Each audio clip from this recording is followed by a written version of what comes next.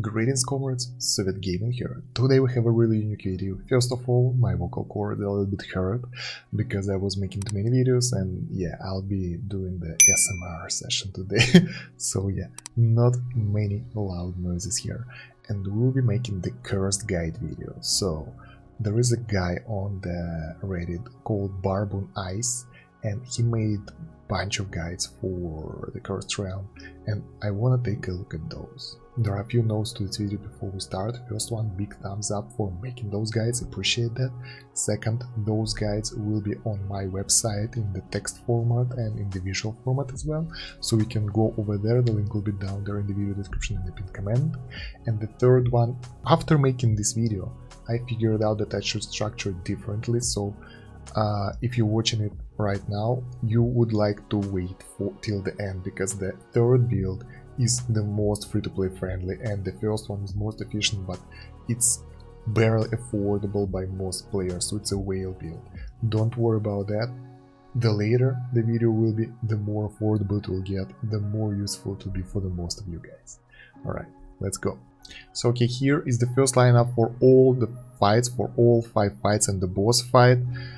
I don't think that there is any point to name all the heroes because it will take forever. You can take a look at those yourself, but you can see that over here you have really rare heroes. You have, well, okay, Scarlet, she's really useful. I don't have her yet, but she's almost a must to get a high score. We have Ascended Telin here, who is not really crazy good unless you get her to Ascended. We have some new Hypergean hero that I don't really know how they're called. We have Queen. If you don't have her, you will have to borrow her from the garrison or mercenary, and you know that will take a while. Then you have Halus, who is a celestial hero that nobody uses outside of this, and then you have Morel. So those heroes will be problematic for you to get for this mode, but if you can get them, you might be getting the highest result. There are some requirements for each team as well. So team 1 needs Mortar signature item 20 and Crane signature item 30. That is required for them to work that well. Team 2 uses strong Scarlet Bombardment build, so basically she's been buffed by Rosalind and that's what you do. Team 3 uses Awakened Telin together with Azith, and maybe right now you can replace Edit. Well, it won't be the best idea with the Awakened one, that will be a bad idea actually. But Mishka ultimate is so strong and she will be one of the damage dealers, and Cure E60 is very nice here.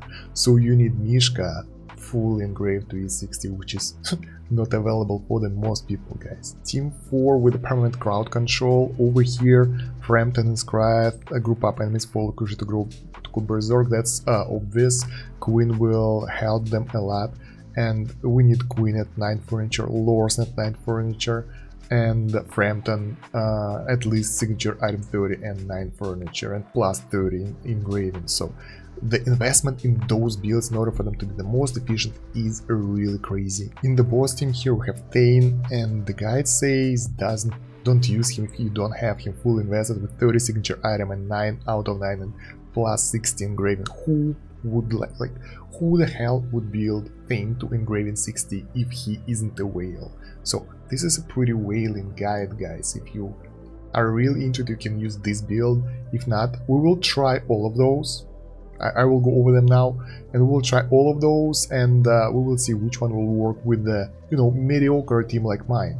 So yeah, before moving on to the next ones, let's go and test it out and see what results we will get from the fight. This is hilarious. By the 5th fight, I'm out of the heroes that I can dispatch on the battle, and I will show you the team composition that we have here, and it's totally different from the one in the guide, so don't expect high numbers. I just want to show you how on the main account, after 1000 days of playing the game, how I could build it as a free-to-play, so you know, it will be mostly a meme team right now.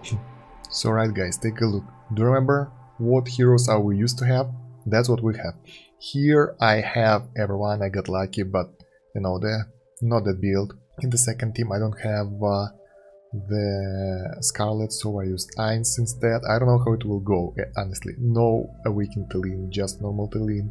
Awakened Telin isn't that high yet to be here, although I don't know why she's supposed to be here. Also I don't have Mishka, so we included Alna in this team just in case. For the next team I don't have nor Queen and Frampton, so we made just a weird 5-pool team here.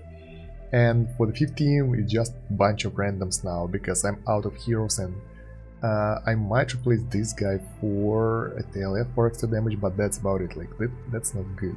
And the final boss team, this is more or less a normal Dark Nemora team, guys. So let's give it a go. I'm really curious how it will play out and how low my damage will be. And I think for the next fights, I want to see the actual fights. For the next fights, we will just go through the build, through the team composition without actually trying it, because I don't think that I can repeat it in any way, because I don't have those heroes. So for the first team, we managed to go to 50 million, which is really low. The damage output here isn't that crazy, but we have 30 seconds left here. And most of our guys are dead, so we have only Melusina left on the battlefield, and she's going down. Yep, we got decimated. The second team, Ainz. Okay, I believe in Ainz. Ainz is... well, we don't have the full Ainz team. It would be better to include one full Ainz team instead of this. So, the tactics I usually use at this fight, at the cursed realm, I use 5 normal teams from the meta teams, basically meta push teams. So it's Ainz, Lucretia, Alna, then we have the Charm team and the Rockwood crowd control team, and then I use the team that is used for the boss, and that's it. But I wanted to try this to see how it will work, and it seems it doesn't work at all.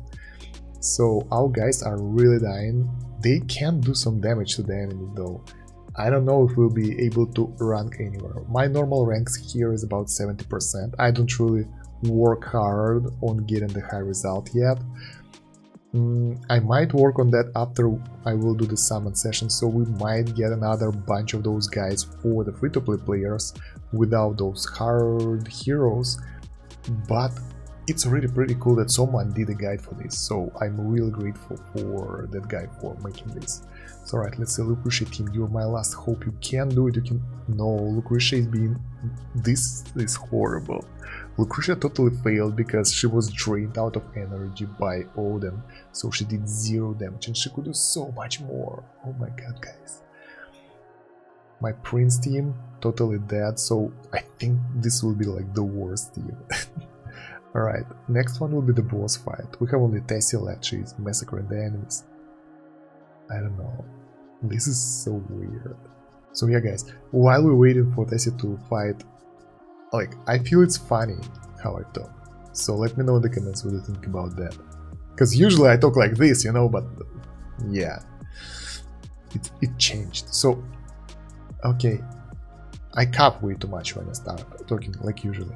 So there we go, the boss fight is actually going pretty well, because, well, that's a team that we usually use for those fights. It's tested, it's working, and it's not that complex to gather. We all have those heroes. So maybe because of the boss fight we'll be able to score good enough results, but for the normal fights that was a disaster. So right, I decided to speed it up a little bit. My damage is 1 billion. It's not that good, so as you can see, some battles did almost 0 damage, some of them were good. I think using the normal teams would be better though. Let's see, where do we rank on the leaderboard. Diamond 1, of course, rewards, Diamond 4, so I'm not even anywhere next to top percent. Usually I'm somewhere here, 85, 80 or so, but yeah, this is better than nothing anyway. Okay, so okay, those are the teams I decided to use on my own. I decided to give it a go and see. So those are more or less the normal teams that you usually use in the fights, so you all recognize them, and I want to see if we will get the higher result with those without changing anything at all. And bam, our result is 20% higher. It's not that crazy good, okay, it needs to be balanced somewhere, and overall, like, if you don't have the right heroes, that might be even a better option for you. But okay, let's go back to the guide, because you might have all those heroes and you might find some other teams or make combinations out of those. Lineup 2. So here we have Ainz team included, kind of variation of Ainz team. The first team is more or less the same. The third team, a little bit different as well. The third team is kind of the same, the fourth is the same, the boss team is different though here. This time you use this team for the boss without E60 thing because, well, nobody have that. And this invade team with Scrag 99, Joker and Tail will give some additional damage that will put this team above many other. If you don't have any of those heroes, put in Laika. So this is way more free-to-play friendly team than the one we had before, and there are less rare heroes here. Like, we still have some, but it's not that crazy. The next one, the team 3, this is the most free-to-play friendly team here, because I see a lot of common heroes that I have and most other people's have. So over here we have the boss team is the one I used at the first video, because, well, that's what we did. The first team is normal heroes all around, so it's pretty good.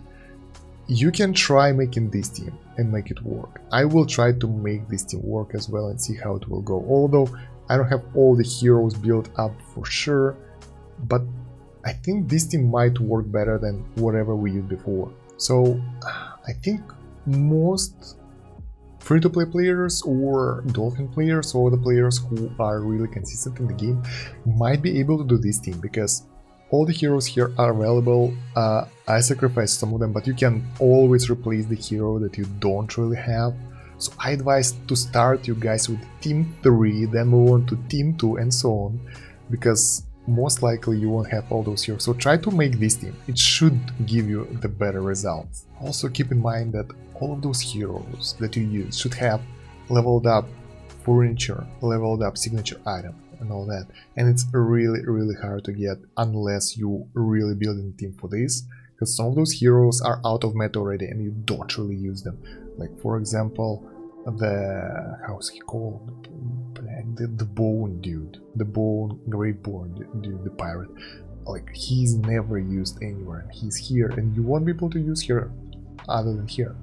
So guys, I tried to do some variation of team 3. I like just a few heroes, and important thing, guys, that in this mode the gear matters as well. So if your heroes aren't geared properly, you will suffer as well, and that is my case right here. So let's give it a go. I didn't change anything, so I just want to compare the same hero setups to see how they will work, and this one performed even better than the last one, so we got even higher.